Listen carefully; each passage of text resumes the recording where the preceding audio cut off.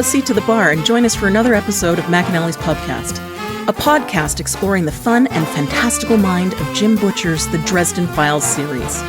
Hosts Tansenn, Jess, and Maggie bring you another round of literary analysis on this immense, immersive, and colorful environment inhabited by Harry Dresden, the world's only licensed private investigator and professional wizard. Join an active and engaged community of new and die-hard dedicated fans focused on the fabulous themes, theories, characters, context, lore, and more. This is McAnally's Dresden Files Pubcast, brought to you by Free Flow Rambling. Conjure by it at your own risk.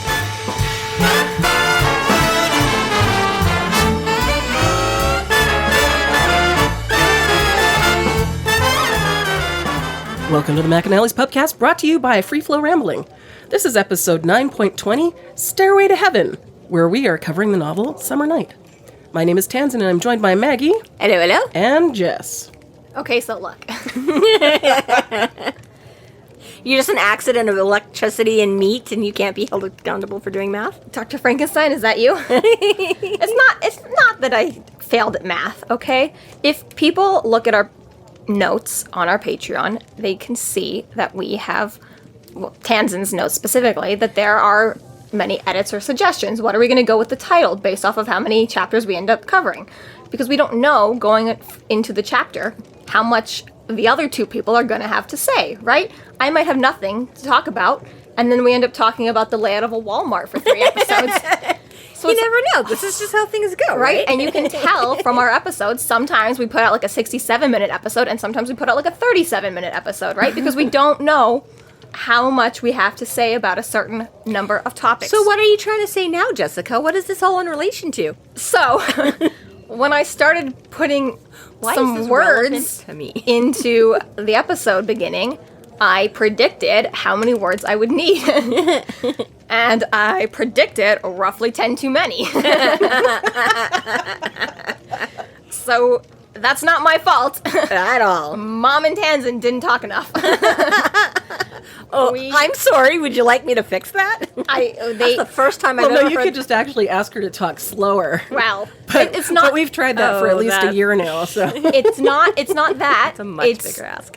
Whether or not every chapter is going to get its own episode, or how many times the chapter is going to have to pair up with another chapter. We've gone so far as to put 3 chapters into an episode before when they're low content. Or when they're, what happens in those chapters are so linked together, we just, speed through it all as one. I'll make it one. So, I didn't know. I made an estimate. I was wrong. So we're joined with that being said, by Tansenn, Maggie, and Tango, Oscar, Bravo, Echo.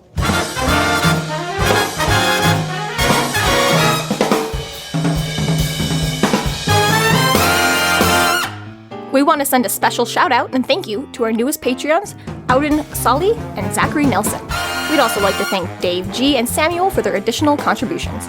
By supporting us, they now get special Discord patron access to live events, McAnally t-shirt and McAnally stickers, behind-the-scene episode notes, episode outtakes, and of course, our undying love and support. A huge, huge, huge thank you to Auden, Zachary, Dave, and Samuel. If you'd also like to grab us a pitcher, pint, or sampler to get loads of fun perks and exclusive merchandise, check out our Patreon channel today.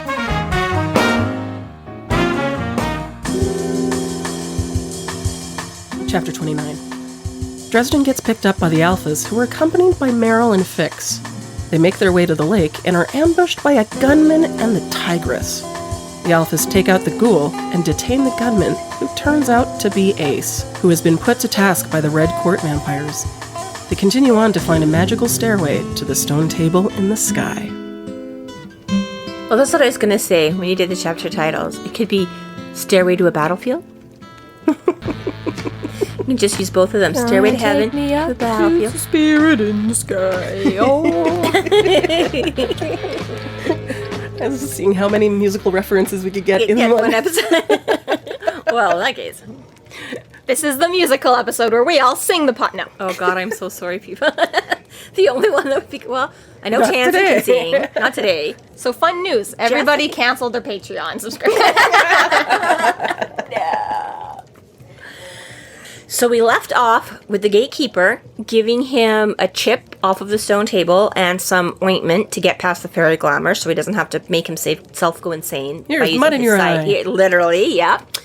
And yeah, he's headed home to get ready because they opened a gateway right to his front door, and he's like, I couldn't help but wonder, what do you wear to a war? Apparently it's all black. Yeah, you just go with basic black, which in all fairness, probably what I would choose. So yeah, some mostly clean black jeans. I think we all feel you there, Harry. We thought these are fine. These will go another day. At least you didn't have to turn them inside out.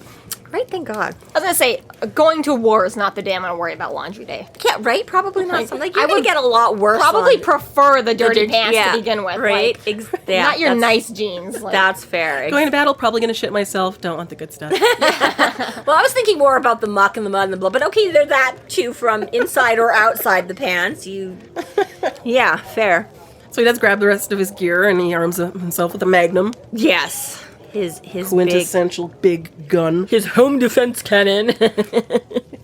Yeah, but decides he doesn't, or is hoping he doesn't need it in a hurry because he doesn't want to get busted for a concealed carry. So he does put it in the bag with his other stuff. He does not carry the gun yet. And okay, so this is kind of like the Walmart. How do you fit a dozen college students plus Meryl, who's somewhat oversized for your average human? She's big and tall, and skinny little Vix into a minivan, and then make room for Harry. This is like a clown car, people. people live in their buses, like, you know? If they But took not out, a dozen of them. if they took out all the seats, then they Yeah. could all squish. This is true. But I didn't say they took out all the seats. And Well, I remember your said- minivan being quite large, and it was still technically a minivan. It was a minivan, but it technically had 7 seats. Right. Because I had 2 captain's chairs instead of like... So if you take out all the chairs out of that, you could just shove a ton of people in there. Totally. True. Like, these are like, you know, like, assume they, like, you know, play bands on the weekend. They need room for their drum kit. Like, If I can get 7, 8 people in a Geo Metro, they can get 12 people into a minivan with no chairs. No problem. and my stepmother, who did not drive that large of a minivan, still a van, but it was much smaller, was able to fit 4 bikes and 4 children just using the floor space once you removed the seats. So, you know. Well, okay, I did not get the sense, and I'm trying to scan now and see. Oh, okay, yeah. Billy pushed open the passenger door, and Georgia moved back to the crowded rear seats. They did not take the seats out. Yes, if they said they had an empty gutted van and everyone was just sitting in it, no problem. Maybe the they're back beanbag seat seats. is just fully in there, but the metal seats are out. There you go. Maybe they actually have buckets and they're using buckets as seats. Because my grandmother, her job is a delivery person, and so she's got the 2 front seats and then the back bench, which is permanently installed, but the whole middle is just always empty space for shit. Yeah, I'm aware, but So? it's not depicted like that. Because we've all seen that in the movies, too. We're all familiar with the big side panel van and 40 people just sitting in an empty cargo van. This is not an empty cargo van. He pulled up in a freaking minivan with I a really dozen... hope that Jim Butcher doesn't actually listen to this podcast. Because He doesn't. Really? This I is love what you to death. discuss? That the minivan wasn't big enough? They're werewolves. They don't care about personal space. They'll sit on each other's laps. Well, I guess they have to, but this is just the thing, is that they're gonna be pretty darn squished in there because, yeah, like, I'm just saying if they borrowed a van, rented a van, whatever, I just, somebody didn't have, like, a 15-passenger, like, okay, my family, there was 7 children in my family, and my parents, we had, like, a 12-passenger van. That I would have less. You could squish a couple extra into a 12-passenger van. I don't think, like, you're just going to be hard-pressed to double the capacity of a minivan when it's all college students. Like, we're not talking 8-year-olds. Those, sure, I squished lots of 8-year-olds in my minivans. They're small. I still like the thought of, snuggling up and sitting on laps. And, I mean, they're super used to being all naked together, so... That's what I'm saying. No they personal just, like, space. dog pile, But the funny thing is Dog like, pile. the funny thing is though, is that Harry wasn't given the secondary passenger seat, right? Billy's driving, sure. Georgia's clearly in the back. Meryl and Fix are in the back. He is, because that's why Georgia moves to the back. Georgia moves from the Oh, front I seat see. to give I see. 2 of them. Harry, that's his name. Okay. Yeah, so Yeah, what's his name? What? So yeah, it was Who's gonna, that guy we was talking about? It was gonna come out like Jerry or something. I was trying to Yeah, no one wants combine that. like Georgia and Harry together. No, or Barry, Larry. Larry. Nipples. Censor it, please censor it. The Discord people can't handle it if you don't censor it. Christine, that one was for you. So anyways, just saying. So yes, Olive. So Harry's like, what the fuck? I said volunteers only. And Billy's like, yeah, I know. I told him. Just so happens they all volunteered. I love the dedication that they have. Aren't they Like, they are so sweet? incredibly loyal. So good. They're like, no man, Harry's our guy. Like, we'll go back him up. We know we're going. Well, I mean, they probably don't really get the scope because whoever does until you've been in it, right? But but they're all like, it's our bro, man. We'll go fight some fucked up fairy war that we don't understand. Sure, And it goes to show, Your like, hero will do everything you say. but you see it time and time again throughout the series, just like, as much as Harry wants to be like, I walk this lonely road, the only road that people are always there with you, man. Like, time and time again, like, he's got his fucking, like, army at his back, like. His entourage. His entourage. Yes, I was gonna say a lot of the planning and a lot of the consequences and things like that may sort of be on Harry, and the reasoning, like, for instance, this, like, it's quote unquote his fault that we're in this war and all that kind of stuff.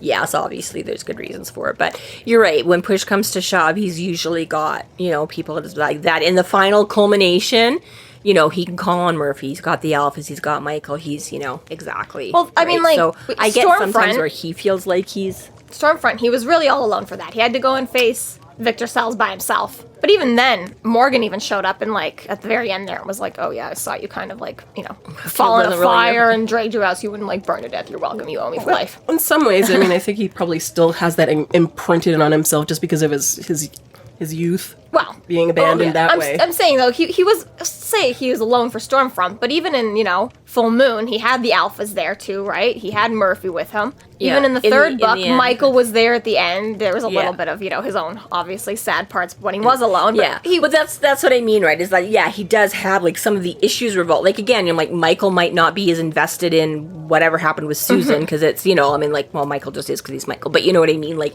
right, Harry is sort of always in it and has more consequence, more trauma, more... But really, whatever, that's fair. which is fair, and I'm like, that's what he's saying, is like, I often get why he feels like, I'm so alone, this is my problem, like, I can't, when everyone else is like, dude, we get it, we will come and stomp monsters with you, like, yeah, okay, this is your fight, yeah, technically this doesn't have anything to do with Murphy, this doesn't have anything to do with the Alphas, but exactly, right, they're like, dude, this is what we're trying to say. Like, it all comes right back to chapter 1, right? It's like, I don't need any help and I don't need you. Naturally, the hit went right down then. And if Billy hadn't been with him, he would have been fucked because they flanked him, right? He's holding up his shields to the gunman in the trunk and the tigress is sneaking up behind him. And if Billy hadn't been there to chomp on her hand... Sometimes you just need a little help from your friends. So they get going to, fairy battle, whatever. And I like how he's just like, where do I go? It's like, head towards the lake. Okay, but where? And he's just like, please look above you. I know, this is one of those things where I'm like, I kind of get it. I almost feel like he draws it out a bit too much, though. Like, I'd be, like, smacking him upside the head or whatever. Because he's like, because at first he's like, hey, where are we going? And he's like, head east or whatever, right? So Billy's like, okay, and starts going. And then he's like, so where are we headed to? And he's like, just points up. And Billy's like, up. Yeah, up where? Up there. Yeah, okay, fucker, I get it. Where the fuck is up there? I'm like, Billy's like, okay, well, I hope you know some roads. But it's just like the way, it's like he almost goes like for a couple of times. He's like, up where? Where up? How far up? That's where the how are we difference. getting up? And then there, he just keeps being like, up there, up there, up there. That's the difference between your equals and people who idolize you. Because Murphy and Michael would have been like, motherfucker. yeah, right. But Billy and the werewolves are like, ooh, what's up there? What do you mean? How up? How about where? What streets? How do you get up there? But yeah, he would have never been able to pull that off with like Murphy or Michael. They'd have been like, I'm the one driving right now, bitch, so how about you start? Yeah, right. Because I was fuck like, am I okay, going? get the first one. He gives him like the towards the lake or whatever, and then he's just like, up. I looked up. Yeah. I looked up. He's like, I where are love we that- going? That moment before there, he has where? his fuddy-duddy moment, though, where he's like, they all look so damn young. Or maybe it was just me feeling old. Oh, come on. Right. old curmudgeon-y 4 wizard. or 5 years old difference. I know, Like, that's what not a I lot. know. That's what he says. Right. But sometimes those 4 or 5 years make you feel a lot older. When you're looking at, I mean, honestly, I felt that way in like 12th grade, where I ended up in like a 10th grade class, and I was like, I was not this annoying like just 2 years ago. Like, there's no way I was this horrible like 2 years ago. That was like grade 12 to grade 10. Okay, so like like it goes in certain age groupings. It's 30 to 50, not a big deal. You're all, apparently like 21 to 26 is just like, oh my God. I mean, this is like when we talk about going down in Undertown. He's like, I've been working here like 5 or 6 years. And we're like, Harry, you've only been here 5 or 6 years. You found out last week? You found out when Toot said you had to go to Undertown? Oh yeah, sure. You don't know about this, Billy? Jeez, what kind of supernatural guy are you? So yeah, so he does his there, up there, we're there, up there. I'm like, okay. So Who's on left? Who's on left? Wait, that's not it. Who's on second? Who's on first? What's on second? Sports guys. We are sports guys. Let's make a podcast about sports. We'll call it Who's on Left. Who's on left? Fucking Wilson. Sam Wilson. I did a degree in music theater. Awesome. For a good reason. So I do like this exchange, though. Were you going to say it, or are you just... Okay, because, Billy's all like, so what's the score? And he's like, well-intentioned but dangerously insane bad guys are ahead coming down the stretch. The fairy courts are duking it out up there, and it's probably going to be very hairy. The summer ladies are baddie, and the winter nighters are bitch. She's got a magic hanky. She's going to use it to change a statue into a girl and kill her on a big Flintstones table at midnight. And then, of course, you hear Meryl coming, wait, girl, Lily? She's like, yeah. So we got to find her and save the girl. So, yeah, and Billy's like, well, what's the consequences otherwise? Well, I don't know. How do you... He's like, going to be like, kaboom, like, bad. And he's like, how do you feel about ice ages? It's like, all right. Not great. Not great. We got our first snowfall yesterday, and we are about to experience the next 4 months of our own ice age. Yes. And already... And I'm miserable. Yeah. That's where I start hibernating. Yeah. Because my car won't make that snow. Should I... I'm done. We were 24 hours into it having not stopped snowing, and I'm done. I really need to get those tires changed on my car. Yeah, it was... What was I gonna... Oh, yeah. People being stupid drivers. Because, again, it's like... It's starting to... Like, it's really good, like, snowball snowman weather. It's that wet, sticky snow. But it That'll means... hurt. You whack somebody with that. Like, Well, it's a little bit slow. Well, if you keep... It sticks together, though. If you pack it into an ice ball, yes. But if you... It's sticky... Whatever. It doesn't matter. No snowballs, people. Just make snowman. more snow nipples. Make love, not war. Make people, not artillery. Okay? I can't stress how much the nipples are for you, Christine. It's also kind of creepy because my daughter's wearing a very low-cut shirt as she sits across from me, so there may be more nipples than I want in this episode. Excuse me. I'm trying to. Anyways. There's a bra on, too. The roads are, like, wet, but they're not particularly slippery or icy themselves. And on an 80 road coming out of my little country town, there's a paved road, not a gravel road, and they were still doing, like, 70. I'm like, I'm pretty sure you can handle the 80 on this road that's a little bit wet, but not fucking deadly. Yeah. So already it has begun where people are like, oh my god, there's a snowflake. I'm going to do 50 for the next 6 months. Ugh. Yeah, it's rough out here. It's rough out here. So anyways, yeah. They head to the lake. I do like, I mean, it is. It's very Aslan, Narnia, stone table thing. Like, that's pretty well established. Like, that's just what it is. Exact same concept. Yeah. This is how it's gonna go. Steal the power, transfer it over, keep it, whatever. Yeah. And I like, so Billy at least goes like, fine, especially since Dresden's apparently being our sarcastic ass and won't tell me anything, but they're up there. He's like, can I just ask some questions and figure out what the fuck is going on? But he makes some interesting points here. Like, he has some good questions, right? So he's like, okay, so she's just trying to screw up both of the courts. And he's like, why didn't she just, give the power to Winter? Or why didn't she just screw up Winter so that Summer can win? And Harry's like, she can't. She has no control over Winter's power, but she can move her own power around, which is why she killed her own knight. And I'm like, it does kind of make it interesting, because, of course, this is kind of what you are wondering, right? When this all starts unfolding, you're like, why is she blowing up her own home base? Why is she not attacking the enemy, kind of a thing, right? And it's like, because, yeah, she can't get in there. The enemy is... And again, being that she's the youngest, lowliest of the queens, right? Sure, maybe, like, the queens or something could, but she doesn't have that kind of power to attack into Winter or anything like that, right? So the only way that she can do it is by screwing up, making it an inside job. She's got to sabotage her. Sabotage, thank you, that's what I'm looking exactly, right?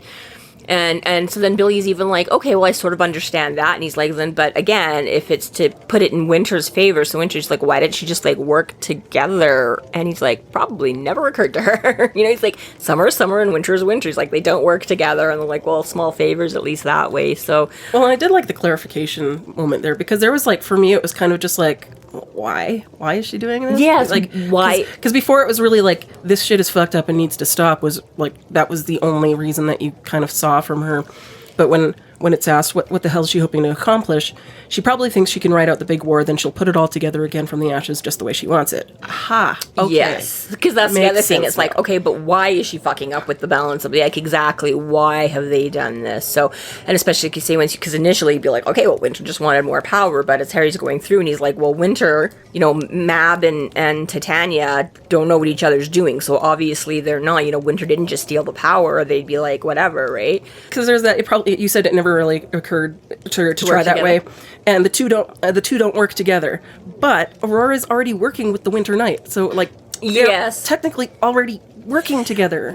They are kind of, I guess, but she's not she's working with like a minion of Winter. She's not working with the powers that be. She's not working with the Winter Lady or the Queen or the Mother or anything like that, right? Like I think Lady the Knight Queen is Mother. A hireling, right? That they get to do their bidding. He's like a bodyguard. They're a pawn for them, right? Yeah, My pawn is your pawn, right? So, they're just regular mortals. So he may have been scavenged by Winter first, but he's not, Winter. He's just like, whatever. Like, I chose my people to manipulate or control. They chose their people to manipulate or control, but they're all still, and I think we've seen enough of, again, like as we were talking about the whole point of like the knights being mortal and having their free will and whatever other bullshit points. That exactly is that Maeve was just treated him like shit and was, constantly torturing him and drugging him up and then torturing him and drugging him up, and whatever. And he just was like, fuck this. I'm like, like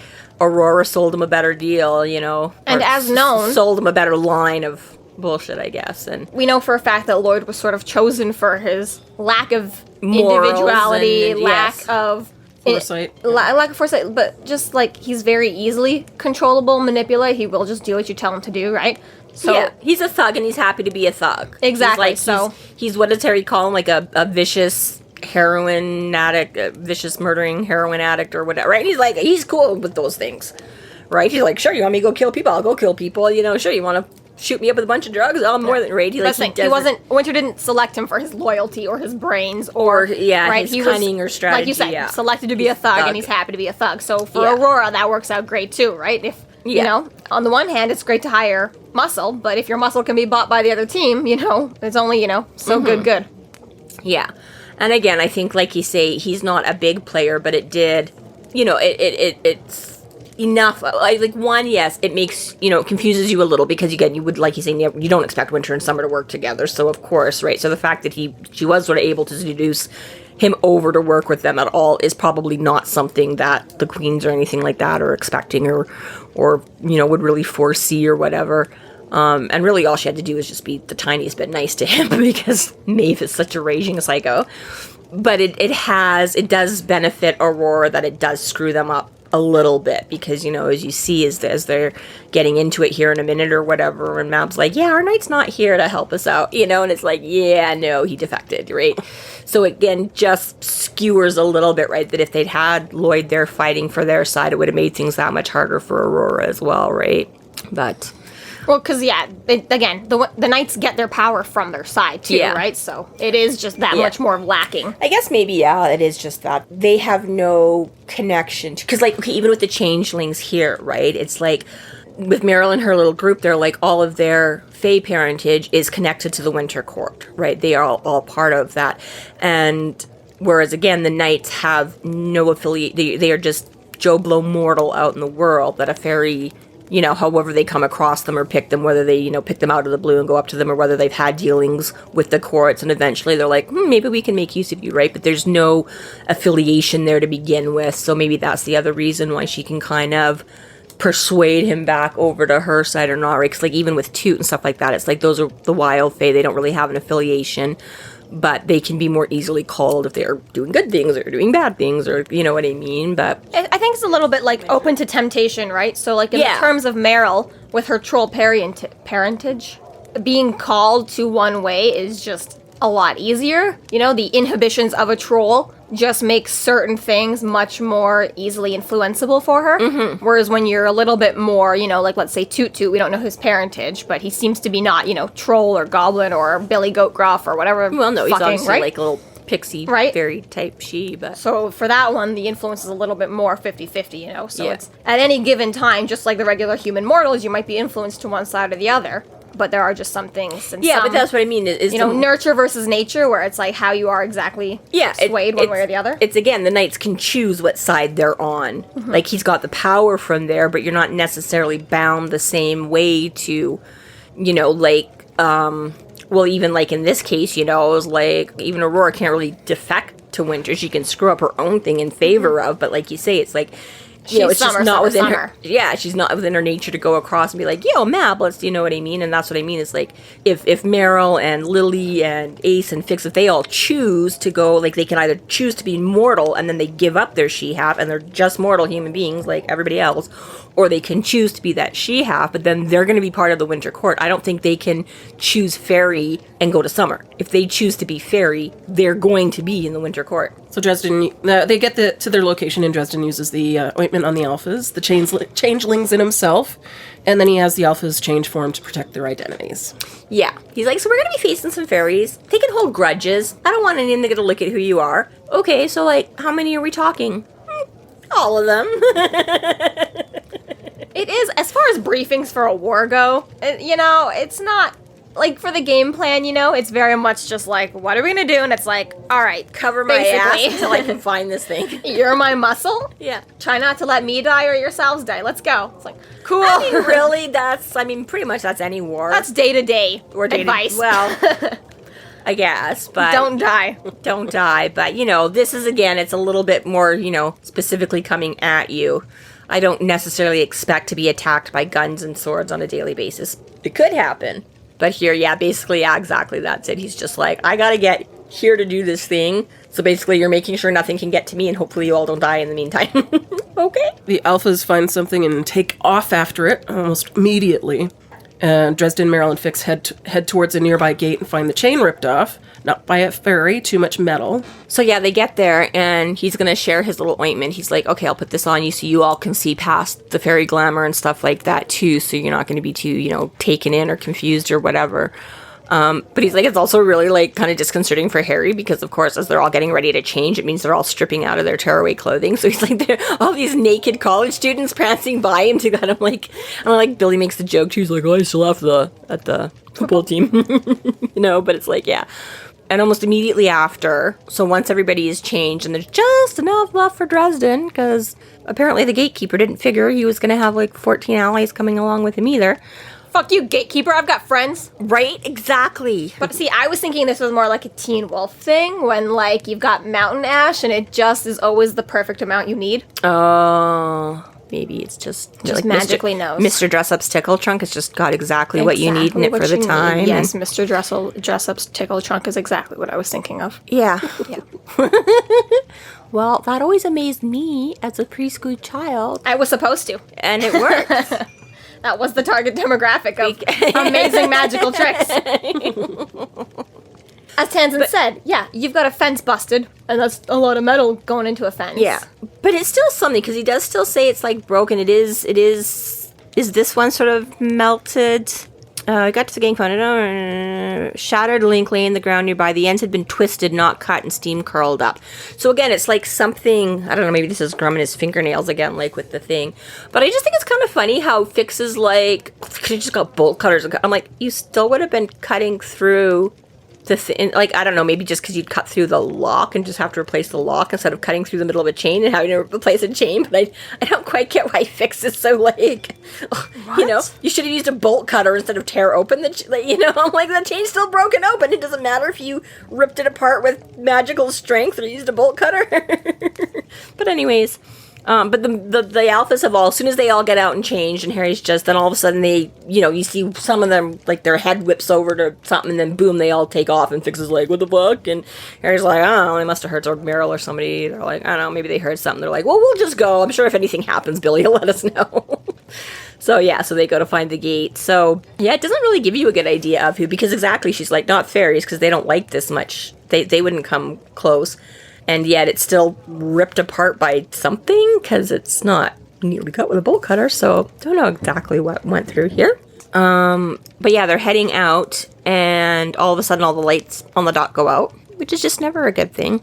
And especially not on a place like a dock. Scary and creepy enough to begin with. So yeah, so all of a sudden they pull out a glow stick and a flash. And okay, I get it, whatever. But this is another thing where I was like, he fumbles for his amulet, which we know is on a chain around his neck.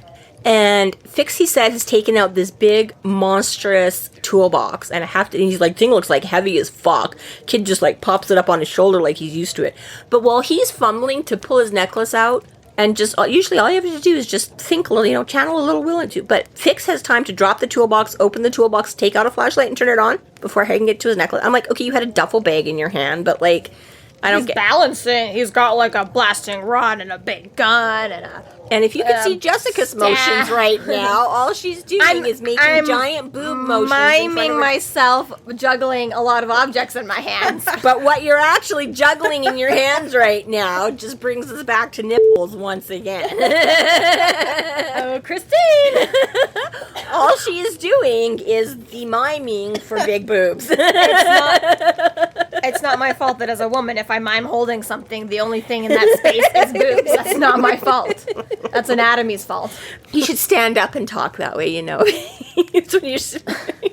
But anyways, Fix gets his flashlight out first, and she snaps her glow stick first, and then things immediately start shooting at them. So Harry's like, oh no, bad idea. It's described that Fix is basically just turned on like a football stadium light. Like, that seems stupid to begin with. Like this massive bright... Just a heavy-duty flashlight. Yeah, but it's just massively bright. Like, just like... lights up the whole forest. He turns it on. Big, Who cares? Like, shoot me right here. Well, okay, yes. I mean, in complete darkness, even the glow light would stand out pretty good. But yes. But okay, have you ever tried climbing around under a car and trying to fix something? Yes. Want a big heavy duty. Yeah, well, it's not that abnormal that he's got a big heavy duty flashlight. It's not like he actually pulled out a floodlight. Maybe he had it in his belt. I used to have a mag holder on when I did security. Which would have made more sense, and I could have seen him whipping that out faster. But no. Yeah, whip it out. It says, I fumbled for my amulet with cold fingers, but Fix and Marilyn beat me to it. Fix's toolbox thunk down, and a moment later he stood up with a heavy-duty flashlight. So he literally had to, drop it down off his shoulder, flip it open, and grab it. Harry's tired, okay? He was almost drowned like 2 hours ago. I know. Those things are fine, but just make it slightly more, like, ugh, I was too tired to You're even go ripping for my it all amulet. apart, okay? No, because this is the forum for it. I love these books to death, and I let a lot of this gloss over while I'm reading it, but every once in a while, these are the things that occasionally stick in my brain, and unfortunately, you agreed to give me a voice to air these things. I didn't know what that... choice. I didn't know what that was going to entail. We should have started with a book series with a lot less books. We did the projection. And again, I listened to a them minimum of 5 years, and that was if we did 3 chapters each episode. We made a mistake. 10 years later. Hey man, I said I wanted to do a podcast. Y'all were like, okay, cool. It's not my fault you didn't think about what that would entail and the ramifications thereof. It just didn't occur to Tansenn and I, who have never had a full conversation with you because we just walk away during it, what it meant to be strapped down and forced to hear the end of your thoughts. Rude. And then again in editing. How do I dissect this and make it make sense? Shit. There you go, folks. This is why I so often don't finish a thought. I'm not used to anybody actually letting me. That's why I interrupt myself constantly. Like, God damn it, Jessica's tuned out again. Let me start this again. No. But anyways, yes, they get out lights, and then immediately Meryl takes a shot. So Dresden's like, oh, crap, no lights. And tackles her down, and the other flashlight goes spinning away, and thankfully it rolls away from them, but out into the, oncoming, and there's another big baddie there. trying to creep up on them. The tigress. I think I know it through the fence. Maybe. Yeah. Although She's in her natural form, and she advances on the three of them, but neglects to notice the alphas, and the wolves take the ghoul out. Yeah. And it is not pretty. No. Not pretty at all, no. But it makes you wonder. So, I mean, again... Is she Fae? I don't know that they're specifically Fae, unless sort of everything that's not in our reality is. Like, Her again... senses suck? This is what I'm wondering, right? Like, I mean, they can't be that bad, because when we did Ghoul Goblin or whatever, I'm pretty sure, they had a pretty good handle on, like, sniffing things and coming up and detecting things.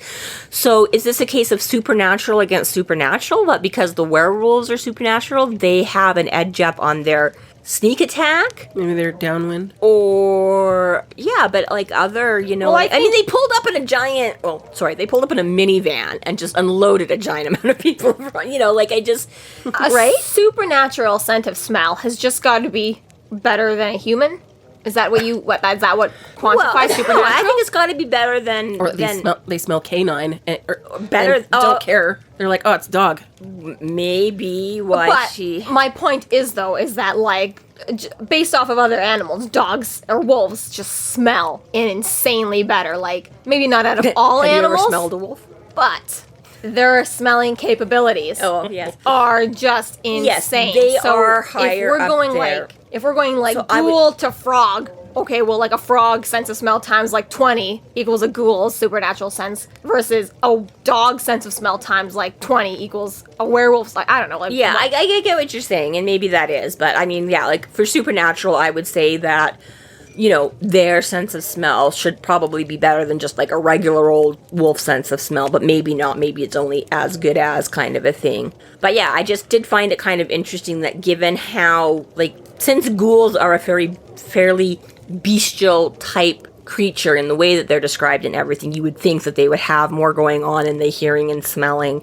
And I just find it interesting that, yes, she apparently seemed completely unaware of them, despite the fact that obviously they knew, they were waiting and things. So once Dresden showed up, they didn't notice the 12 other people get out with him, kind of a thing, and all run away, not changing. Like, it just, that was obviously whatever. It's good. I'm glad the werewolves got the jump on her. I just, again, find it a little bit interesting that she either discounted all of that or was completely unaware, or again, is it just supernatural against supernatural that they were able to outmaneuver her senses with their super senses or whatever. But yes, point being is she's immediately coming in for the kill, and immediately fucked. But yeah, immediately they do this very quick in and out, like in and then moving away before she can get a retaliation strike at them or whatever, and then they're getting in from the other side, and after a couple of those, they've hamstringed her. She's already down, and then they literally just, like, in pretty short order, they just pile on. Yeah. And, like, again, it's got to tell you, because, basically... Dresden's like, yeah, even I couldn't. He's like, what was left was not recognizable, and I had to turn around before I puked all over the, So you're like, ew, that's a mess. They didn't just take down this thing. They, left a pile of ground beef on the ground. Yum. And, Yum. Yeah. And you gotta wonder, like, they're kind of nasty creatures. Do they, you know what I mean? Would that even be a good meal? Or is that like, no, let me just kill you and leave you because you're like stinking, rotting? I was going to say, like, rotting meat is how I would take it. Yeah. I was like, I don't think you'd even want to eat that ghoul. So the fact that they, tore it up that much and whatever. Well, dogs eat their own poop, I guess. Well, this is true. Sometimes they do.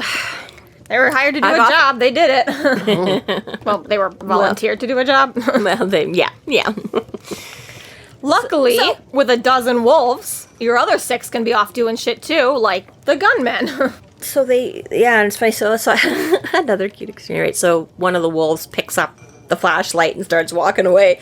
Want me to follow you? Wolfie nod, and he's like, okay, if Timmy's down the well, I'm going home. He's like, dog's just like, fucking shut up, Dresden. Hate this guy. I know, right? But it's like, you love it, like you basically get like a werewolf eye roll kind of a thing. He's like, yes, follow me, woof woof, come on. And who do we have stuck down the well? But Ace. And he really is a weasel. Total weasel. Yeah. And this is like fully, like, last piece of the puzzle. As per usual, you know, you've always got 3 or 4 different things going on, but it's like, what was this last little minute here? Because we wondered at Walmart, too, right? It's like, we've got this plant monster, and you've got these guys, and they're in and they're out, and the tigress defected right away after, like, Murphy was getting it, like... Yeah, she ran off. I know, which is dumb, because, like, when they're leaving that, too, and she's, like, giving him the gun or whatever, and she's like, well, somebody's out there shooting, so they're, like, obviously human. And I'm like, obviously, though? I'm like, I'm pretty sure, like, vampires and I'm like, I guess maybe it's more likely, but just because they're not slinging a spell and shooting a gun doesn't mean she's like, obviously they're mortal, so take a gun and shoot back, you know? And I was just like... To be fair, Harry says the same thing. He's like, no one ever expects the wizard to shoot you or punch you in the face. Like, yeah, I guess, right? It doesn't occur to Aurora to work with Mab. It doesn't occur to a vampire to pick up a gun. Like, I suppose not. So anyway, yes, we figure out that this was... Yeah, so he kind of left Meryl and Fix where they first, you know, shots started going off because he followed the wolf a little ways over to where they had... They're tending to Meryl, who's been shot, fortunately only grazed. Yes, thankfully not too big, but they obviously, you know, considering she's not that bad, they don't just wait around for them to come back. They sort of go off and follow too, so they come up. And again, you just get this sort of moment of, like, innocence or whatever. She's like, Ace? You shot Meryl? He's like, well, I didn't mean to, you know, but it was just like, you know, it's just like the way he comes up and he's like, you're the one, like, you shot Meryl, like, we're all friends, why? Like, Fix is just like, why? Crushed. Like, yeah. Right? And then he's like, I didn't mean to. And then Meryl's like, oh, yeah, you just meant to shoot Dresden, the only other person that's ever tried to help us for anything. Like, and she's like, and this is where I think you see again, you know, that where Meryl is sort of the little matriarch of the group or whatever, like, when she's commenting before about kind of having to take care of everybody. And, you know, like, sometimes I think it'd just be easier to choose, but, you know, I gotta look out for, like, Fix and Lily and Ace, you know. And this is it too, right? Where she's like, you just like all you ever think about is yourself, you know, like nobody else has ever tried to pitch in and help us. And, you know, shit's going down. And, you know, instead of being worried and like actually trying to find Lily like we thought you were doing, you've been running around trying to take out Dresden and cause more problems. And, you know, and so we do find out that it is tech, because, you know, when they were first theorizing about it, when he's talking to Murphy and stuff, and Murphy's like, well, it makes most sense for it to be the vampires. And he's like, okay, yeah, that kind of does. But again, it seems like weird timing because they just Pearl Harbored all these wizards in Russia. And when he's thinking over it afterwards, and he's like, again, it seems kind of crazy coincidence that the ghoul was there. But I'm like, I guess she could have been on one contract and just taken another one that just happened to also be me. But that seems... So you find it's a little bit of a crossover between the two, right? So...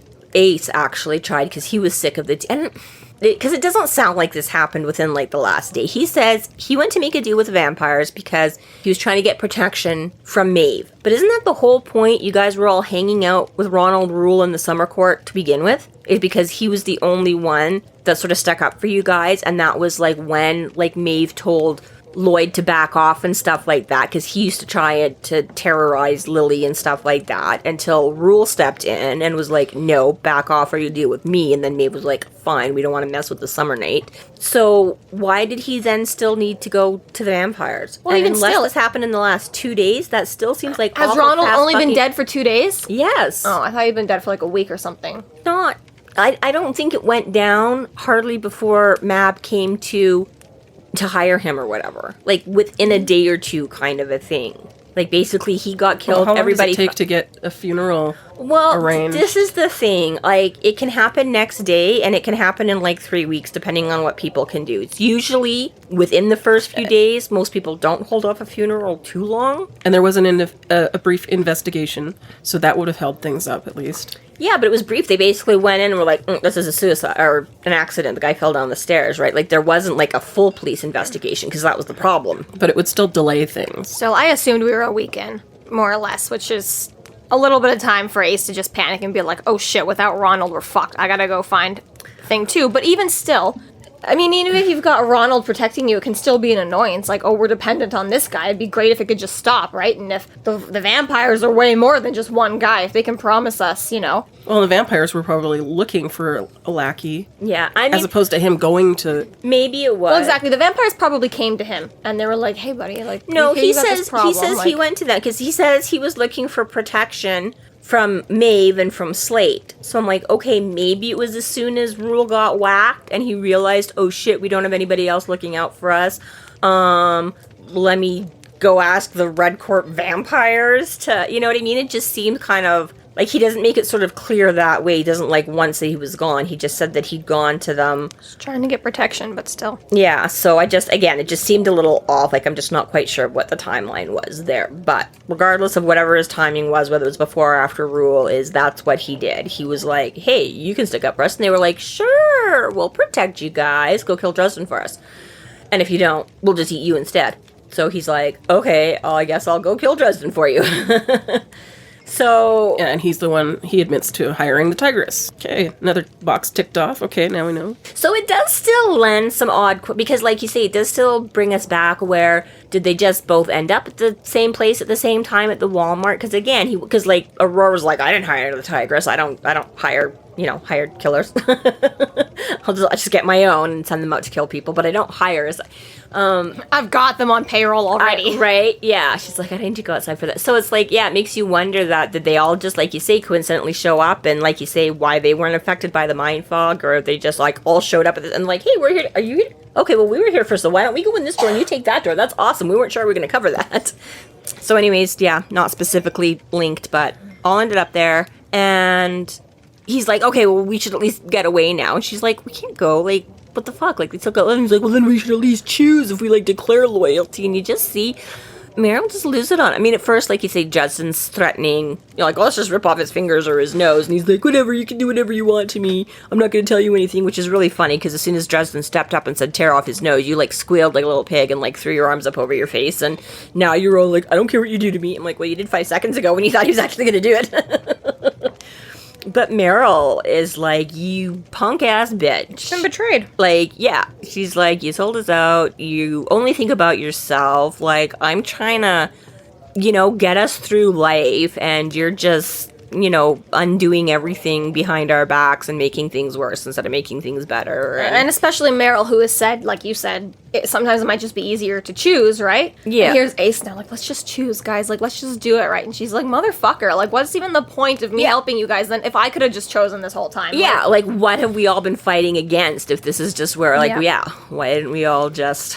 But yeah, basically, he's a chicken shit coward, and now that... his back's up against a wall, he's willing to sell out all of his principles or morals if he had any, and... Right, and Meryl just basically tells him to leave before she kills him. Dresden, tells the wolves, no, let him go. Yeah, he figures whatever, he's kind of hug us a little bit. She's like, yeah, that's fine, we don't need to take him down. This was their thing, but... Yeah, he definitely took it, like, a step further, Like, it wasn't just, like, trying to save your own butt. It's like... It's really annoying to be Harry, because it's like, okay, fine, I get it, the vampires want to kill me, or okay, fine, like, the White Council wants me dead, but now you're just letting random Joe Blows take out a contract on me? That's not fair. Right? Exactly. If any old moron can just go hire a ghoul, what the fuck am I supposed to do? Right? I already stopped ordering pizza delivery, guys, like... Let me take everything away from me. So yeah, so after she, and that's got the kick in the stomach thing. That's just not cool. And she does it to him like a couple of times.